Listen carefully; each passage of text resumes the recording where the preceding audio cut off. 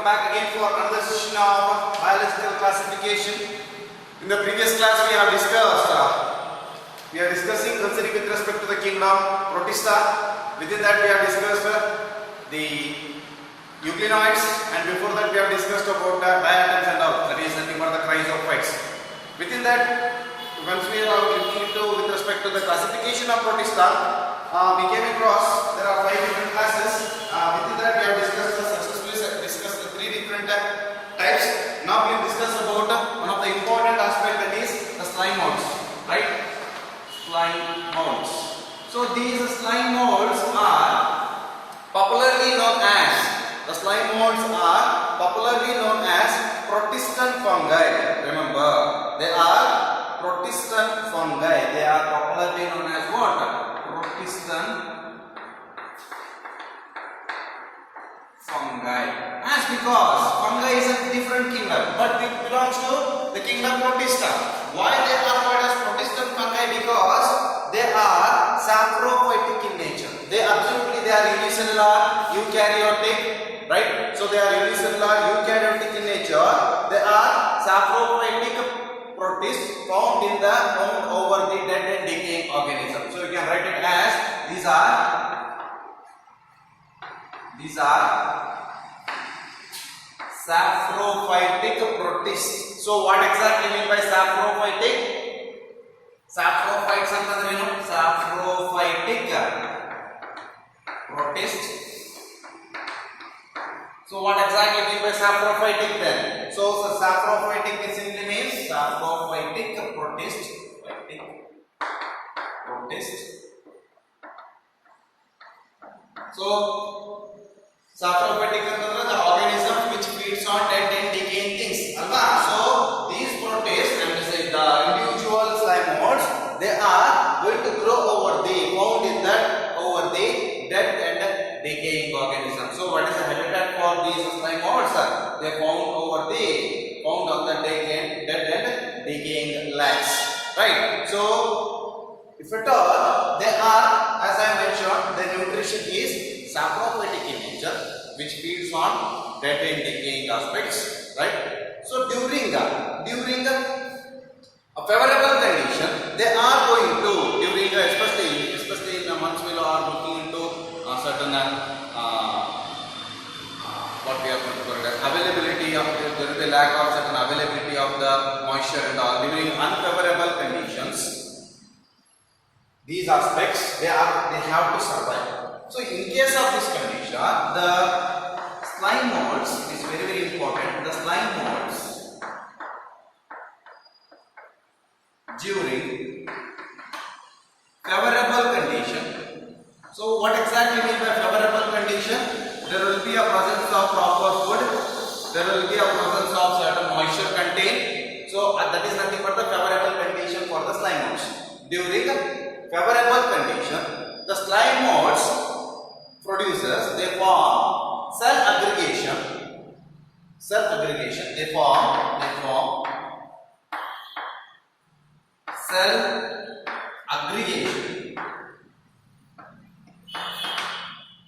cell aggregation called as plasmodium. They form cell aggregation called as plasmodium. So don't be confused. ಮುಂದೊಂದು ಬರ್ತದೆ ನಿಮಗೆ, ಅಲ್ಲೇ ಅದು ಬೇರೆ ಇದು ಬೇರೆ. ಹೌದಾ? ಮುಂದೆ ನಿಮಗೆ ಪ್ಲಾಸ್ಮೋಡಿಯಂ ವೈವ್ಯಾಕ್ಸ್ ಅಂತ ಹೇಳಿ ಕಲಿತೀರಿ ನೀವು. So that is totally different from here. Remember what is plasmodium? In case of according to slime molds, during the favorable condition, they are going to form a cell aggregations. We call such cell aggregations as what? Plasmodium, which may grow up to several feet. They may grow up to a very long, right? They may grow up to several feet, right? So this plasmodium it is a cell aggregation that has been produced from the slime molds during the favorable condition. So during unfavorable condition, that means what? There is no availability of the food. There is no availability of the moisture contained. So during unfavorable condition, this plasmodium differentiated and to form fruiting bodies, which is going to carry out the process of by producing the fruiting bodies, that will undergo the process of the reproduction by producing the spores of the king. Right? So ಇಲ್ಲಿ ಏನಾಗ್ತದಪ್ಪ ಅಂತಂದ್ರೆ favourable conditions ಒಳಗ ಇದೇನ್ ಮಾಡ್ತು plasmodium ನ produce ಮಾಡ್ತು. ಯಾವಾಗ unfavourable condition ಇರ್ತದೋ ಅವಾಗ this plasmodium that further exceeds, that is ultimately got differentiated into ಅಂದ್ರೆ modified into a fruiting body. That fruiting body, at the tip of the fruiting body, it is going to produce the spores. Why the spores? That is nothing but by the process of asexual reproduction. Of course it is, it will undergo asexual reproduction. So by producing the spores, that will continue their generation. So these individual spores, they are highly resistant and can survive for many years. So for example, considering with respect to slime modes is Staminitis. Staminitis is a very good example for the slime modes. ಇಲ್ಲಿ ಏನಾಗ್ತದ favorable condition ಒಳಗ the individual slime mode that has produced the plasmodium. The plasmodium during unfavorable condition, this plasmodium during unfavorable condition, it will exceed, it will differentiate into the fruiting body. That fruiting body, it is responsible to produce the asexual spores. Those asexual spores which are responsible for the sexual reproduction, which are responsible for the continuation of the generation. So by producing the spores, those spores are highly resistant, they can survive for many years.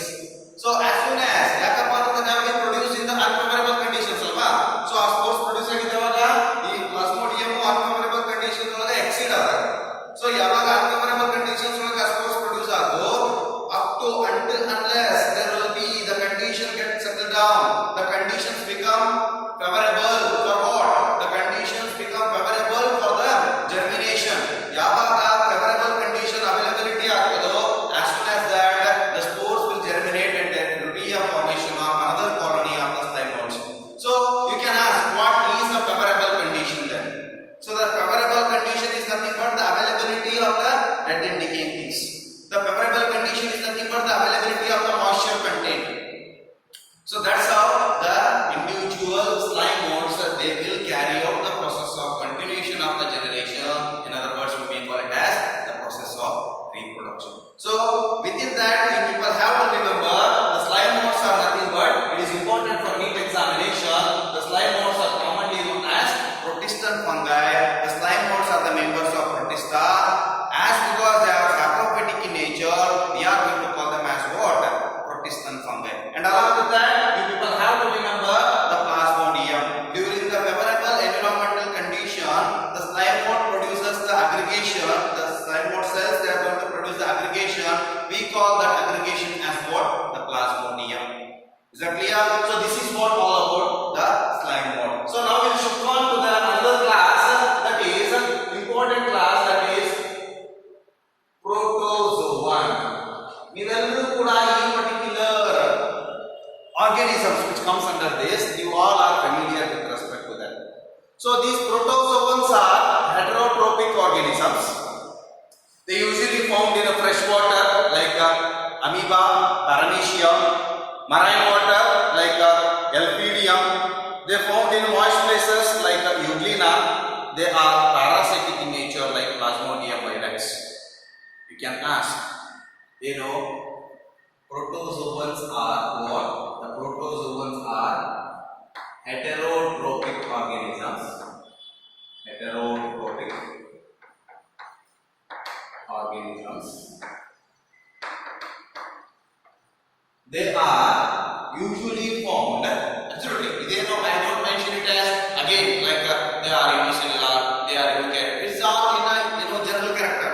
We are discussing about the unique character feature with respect to protozoans, right? So protozoan unique characteristics anta bandaga they found in the fresh water, they found in the marine water, they found in the moist content, they found in the human beings as a parasitic organism. If at all we look into they found in the fresh waters, like example considering with respect to, they usually found in in fresh water. Example, amoeba, paramecium,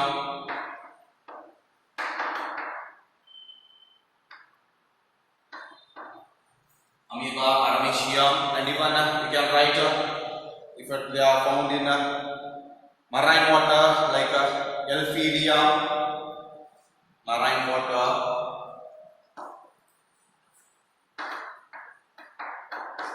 Elphidium,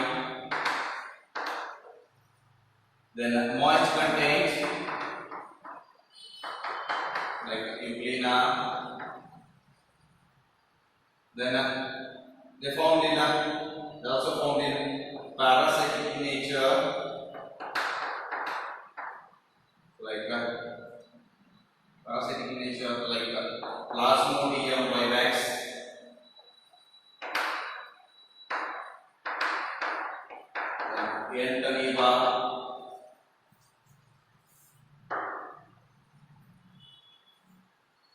Entamoeba histolytica species of Plasmodium vivax, which is responsible for cause of malaria disease in human beings.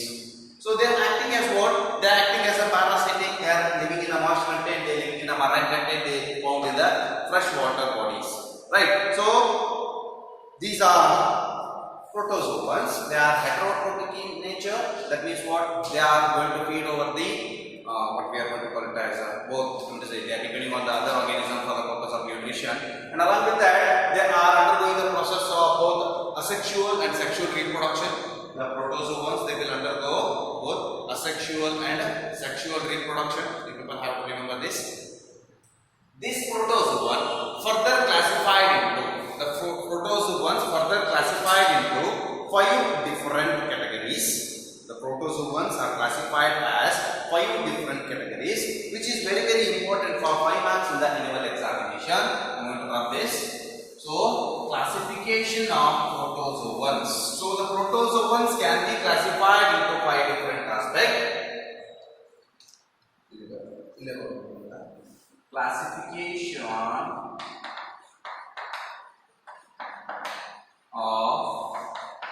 protozoans. So these protozoans further categorized into 5 different types. Among them, the first one is amoeboid protozoan. The name only indicates the amoeboid protozoans. So this is very, very important for 5 marks in the annual examination. Classify the protozoans. Write a note on classification of protozoans. So the first one we are discussing is amoeboid protozoan. So what exactly mean by that? The name only indicates the protozoan which includes amoeba. So what is the difference here? We are absolutely can ask how best these protozoans have been classified. On what basis the protozoans have been classified? The classification of protozoan it is done by the or depending on the locomotor structures. Is that clear? So the protozoan, the classification of protozoan is based on what? It's totally based on locomotory structures. It is based on what? It is based on the locomotory structures where we are going to classify the protozoans depending on the presence of locomotory organs. As we all know that locomotory organs are responsible for the displacement of the organism, which is nothing but what? Which is helpful in the movement of organism from one place to another place, as you all having legs, right? So the legs are the locomotory structures for you people, for us. Yes. So for that sake, so now we will discuss about the types like the protozoans. So as I mentioned, you people are having the legs for the locomotion, right? So the same way the protozoans have been classified based on the presence of locomotory structures. So the first and foremost is the amoeboid protozoan. So the amoeboid protozoan is usually found in the, as I mentioned, they found in where? They found in the freshwater environment. Certain members are found in in sea water as well. They have to survive. So for the purpose of, if at all they have to survive, they have to consume the food material. So they will move and capture the food with the help of the specialized structures called as pseudopodia. So now as I mentioned, the amoeboid protozoans, they are found in fresh water environment. They found in fresh water environment. They move and capture. They move and capture food. They move and capture food with the help of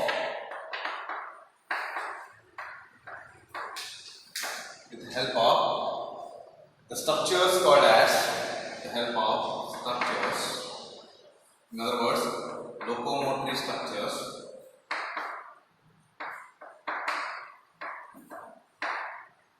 called as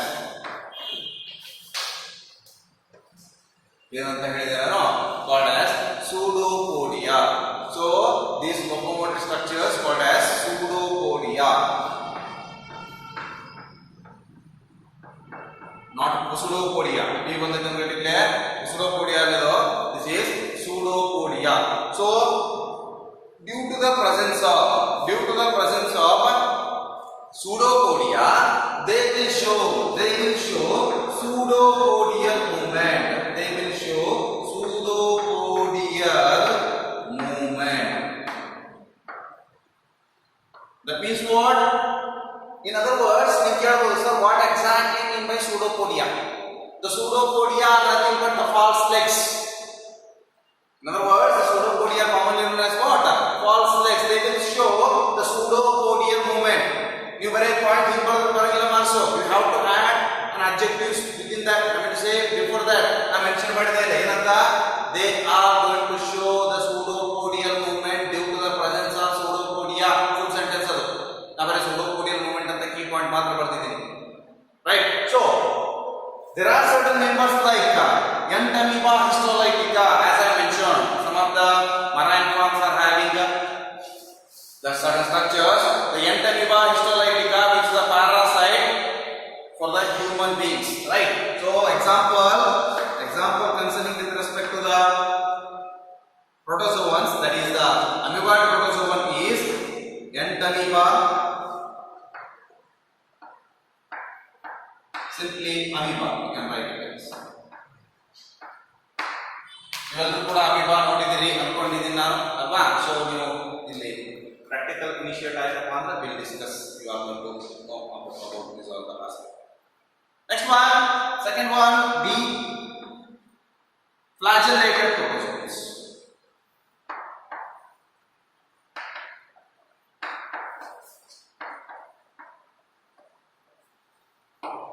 What are those? Flagellated protozoans. Actually, as I mentioned, there are 4 different classes here. So 4 plus 1. So in case of here, flagellated protozoans. So the flagellated protozoans are either free living or parasitic in nature. Remember, the flagellated protozoans are either free living or parasitic in nature. That means what? They does not depending on any of the organisms, or they are depending on human beings, or depending on any of the animals in other words to make it. So in case of here, the name what indicates, flagellated protozoan. That means what? They are having flagella protolocomotion and they are going to show a flagellatory movement. Alva. So I mentioned classification of the protozoan is totally based on the presence of locomotory structures. So due to the presence of pseudopodia, these are going to called as amoeboid protozoans. So flagellated protozoans, they are going to found like they are going to live and lead their life as a free living, or they are depending on other organisms. We are going to call it as parasitic in nature. They have flagella, they are having flagella for their locomotion. You can write it as they are having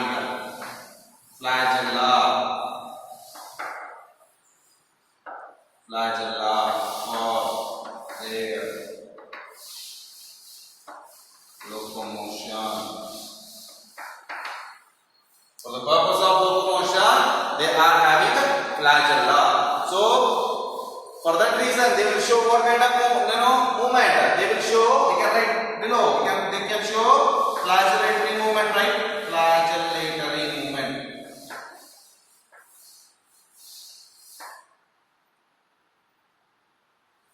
Heat level ಹೇಳೋದಾದ್ರೆ certain mobility level ಹೇಳೋದಾದ್ರೆ ಅಂದ್ರೆ ಈ flagella ಒಳಗೆ ಎರಡು type ಬರ್ತದೆ. ಒಂದು most of the common type ಇರತಕ್ಕಂತದ್ದು with flash flagella ಅಂತ ಹೇಳಿ. ಸೊ ಅದನ್ನ ನಾವು ಎಲ್ಲೇ algae ಒಳಗೆ ಡಿಸ್ಕಷನ್ ಮಾಡ್ತೀವಿ. ಈಗ flagella ಅಂತ. ಸೊ ಇದೆಲ್ಲ ನಿಮಗೆ discuss considering with respect to the algae, we are discussing with respect to spores of algae and all. So some of them will cause certain diseases. For example, trypanosoma combiens, which will cause the what we are going to call it as sleeping sickness in the human beings. Trypanosoma species combiens. Trypanosoma. Some of them will cause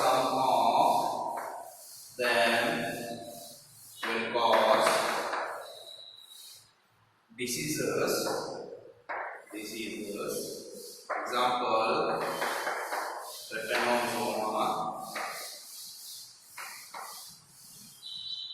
combiens. Trypanosoma combiens that will cause sleeping sickness.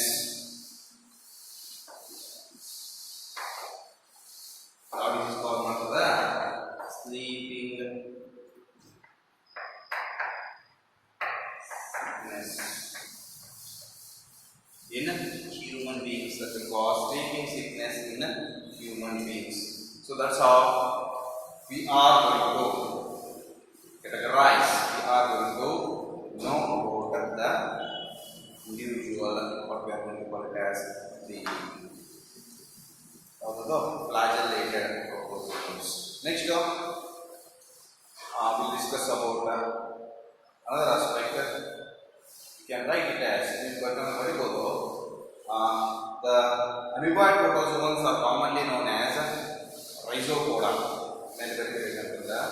Amoeboid protozoans are commonly known as the rhizopodas, as because they are possessing the pseudopodias, and the flagellates are commonly known as zooflagellates.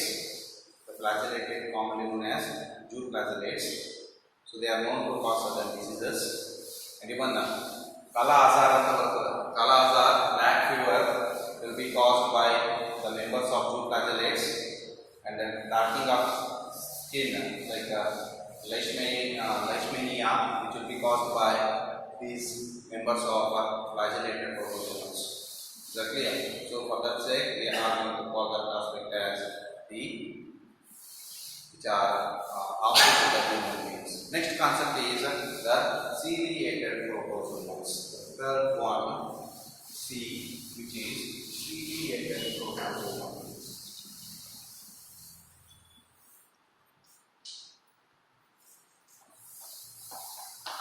Ciliated protozoan. So ciliated protozoan ತಕ್ಷಣ as ತಿಳಿಬರ್ತಕ್ಕಂಥದ್ದು ಏನಪ್ಪಾ ಅಂತಂದ್ರೆ they are having the locomotor structures as cilia. So before what is that, they are aquatic, free living, which will move actively due to the presence of cilia over their body for the purpose of locomotion. Coordinated movement of cilia, ciliatory movement ಅಂತ ಹೇಳ್ತೀವಿ ನಾವು ಅದಕ್ಕೆ. So especially these are free living, right? Free living, aquatic. That means what they found in the water bodies, right? So they will show they are having the they are going to move actively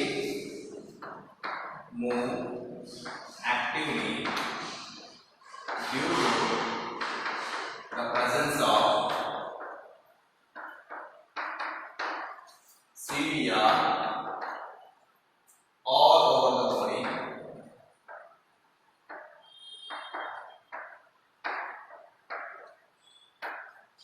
We call it as ciliated movement. So due to the presence of cilia that will actively move We call that movement as what?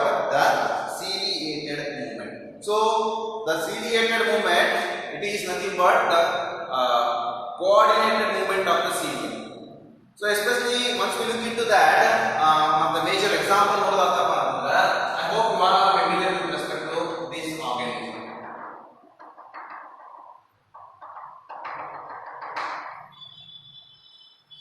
The organism ನೋಡಿದ್ರಿ ಅನ್ಕೊಂಡಿದ್ದೀನಿ.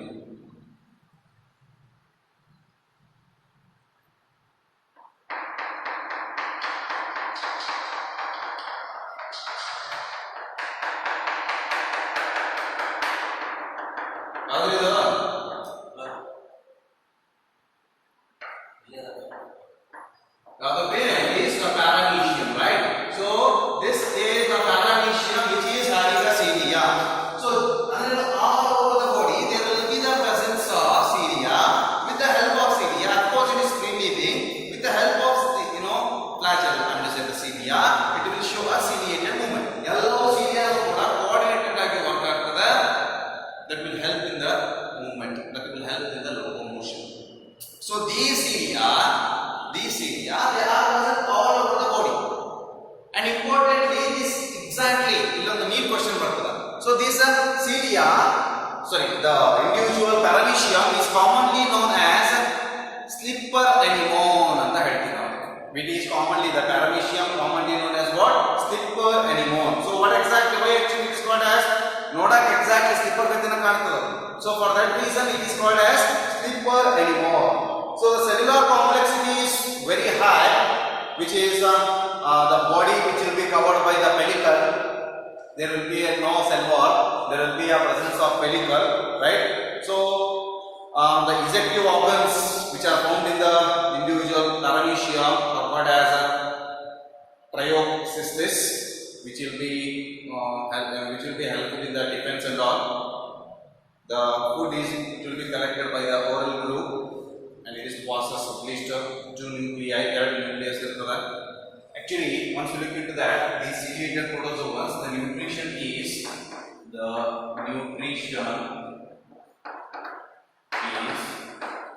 holozoic. Remember this. The nutrition will be holozoic in nature.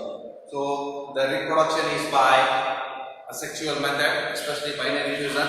Yav binary fusion antandre transfer binary fusion or cyst formation and all. Transfer binary fusion agtade illappa antandre cyst formation agi that will undergo the process of reproduction. The paramecium, as I mentioned, they are commonly known as what? Slipper anemone. What we are going to call it as kappa particles anta ಹೇಳ್ತಾರೆ. So ಎರಡು nucleus ಇರ್ತದೆ. Slipper anemone anta ಹೇಳ್ತೀವಿ as because of its nature. So ಇಲ್ಲಿ ನೆನಪಿಡಬೇಕಾಗಿದ್ದು the protozoan, ciliated protozoans will show what? ಯಾವ movement ರೀ? ಬಂದಿದ್ದೀನ ciliated movement as because the coordinated movement of the cilia. So the cilia which are present all over the body, they will move coordinately and show a ciliated movement. The next and final one is sporozoan protozoans. Fourth one, the final one, sporozoan protozoans. So ನಿಮಗೆ ಎಲ್ಲಿ in case of amoeboid protozoans ಒಳಗೆ locomotor structures ಯಾವ್ರಿ? Pseudopodia. In case of flagellated protozoans ಒಳಗೆ locomotor structures flagella. In case of ciliated protozoans ಒಳಗೆ the individual locomotor structures cilia. ಇಲ್ಲಿ there are no locomotor structures. They are depending on certain organisms. Absolutely ಏನಾಗ್ತಪ್ಪ ಅಂದ್ರೆ these are the spore forming protozoans which lack locomotory structures. What are sporozoan protozoans ಅಂತಂದ್ರೆ these are spore forming protozoans which lacks locomotory structures. There will be no locomotory structures. These are the spore forming protozoans which lacks locomotory structures. They are unicellular body which will be going to call as, which will be covered by the perical. Nutrition is a type of absorptive type of nutrition. You can write that. So and all. So unicellular body covered by perical. Unicellular body covered by perical. Reproduction is by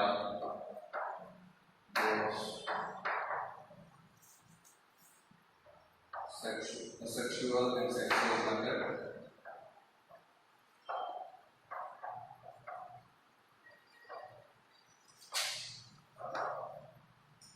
Reproduction is by both asexual and sexual method. Then asexual reproduction is mainly by the multiple fusion. Then sexual reproduction by the singamy, right? The nutrition is absorptive type.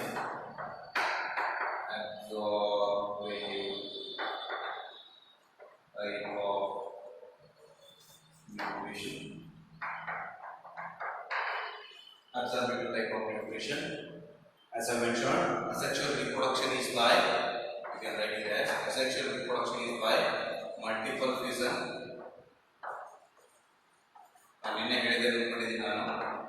General characteristics, right? So multiple fusion like right? So then multiple fusion or cyst formation and all. Sexual reproduction is by singamy, that is nothing but the fusion of male and female gametes, right? So that's how they will reproduce. Example concerning with respect to this is. New example example for ciliated protozoan. Example paramecium, right? So the paramecium is a very good example for that. An example for this sporozoan protozoan is Plasmodium vivax. So this Plasmodium vivax, which is a sporozoan protozoan, that will cause the malaria in the human beings. There are certain species like Plasmodium vivax, Plasmodium ovule, then Plasmodium falciparum, Plasmodium malariae, so on. Now species for Plasmodium falciparum, Plasmodium ovule, Plasmodium vivax, and Plasmodium malaria. Different species. So they are actually they lack locomotor structures. Even though they lack the locomotor structures, they are going to move from one organism to another organism. They are parasitic in nature. Remember, they are parasitic. But they are anti-parasitic, host dependent parasitic organism. They will look for two different hosts. One host is human beings, another host is female Anopheles mosquito. This malarial parasite cause ಮಾಡೋದು sporozoan. ಯಾವುದು malaria cause ಮಾಡತಕ್ಕಂತ Plasmodium vivax. For example, ಎರಡು host ಬೇಕು.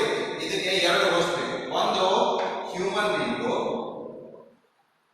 ಇನ್ನೊಂದು mosquito. ಯಾವ mosquito? Female Anopheles mosquito. So in Plasmodium vivax, it is going to enter inside the what we are going to call it as mosquito, female Anopheles mosquito. It will carry out the process of reproduction. So ಇದೇನಾಯ್ತಪ್ಪ ಅಂದ್ರೆ malaria cause ಮಾಡತಕ್ಕಂತ Plasmodium vivax, it is there in the mosquito. So in the form of sporozoites, which is asexual spores, which will be going to enter to the human body on bite of female Anopheles mosquito. If you they are present over the salivary gland of female Anopheles mosquito. ಯಾವಾಗ ಸೊಳ್ಳೆ ಕಡಿತದ ನಮಗ ಅವಾಗ that will enter to our liver cells first. Liver cells that will consume the liver cells, that will burst.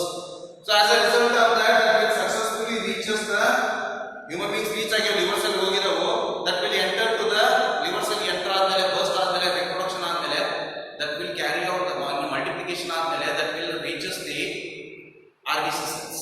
ಯಾವಾಗ RBC cells ನ reach ಆಗ್ತದೋ every 72 hours ಗೆ ಹೊಸ RBC ಮೇಲೆ ಅಟ್ಯಾಕ್ ಮಾಡ್ತಾರೆ. Every 72 hours it will take to destroy 72 hours to destroy an RBC cell.